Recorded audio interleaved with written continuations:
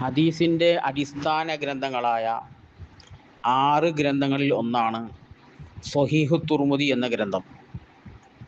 Tirmidhi report ചെയ്യുന്നൊരു ഹദീസിലുണ്ട്, അനിബിൻ Abbas റളിയല്ലാഹു അൻഹുമാ ഖാല, ഇബ്ൻ അബ്ബാസ് റളിയല്ലാഹു അൻഹു നബി സല്ലല്ലാഹു അലൈഹി വസല്ലം തങ്ങളെ തൊട്ട് നിവേദനം ചെയ്യുന്നൊരു ഹദീസിൽ ഇബ്ൻ അബ്ബാസ് റളിയല്ലാഹു അൻഹു പറയുന്നു, ഖാല റസൂലുള്ളാഹി സ്വല്ലല്ലാഹു അലൈഹി വസല്ലം, റസൂലുള്ളാഹി സ്വല്ലല്ലാഹു അലൈഹി വസല്ലം തങ്ങൾ പറഞ്ഞു, കഫാ ബിക ഇസ്മൻ അല്ലാ തസാല മുഹാസിമ, നീ തർക്കിക്കുന്നവനാണെങ്കിൽ കുറ്റക്കാരനാകാൻ അതുതന്നെ മതി.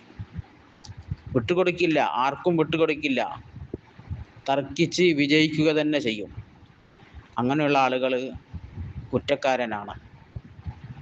അലി റളിയല്ലാഹു അൻഹു പറഞ്ഞതായി ഫുതുഹാത്തുർ റബ്ബാനിയ എന്ന ഗ്രന്ഥത്തിൽ പറയുന്നു, വാദപ്രതിവാദത്തിൽ മഹാനഷ്ടങ്ങളുണ്ട്.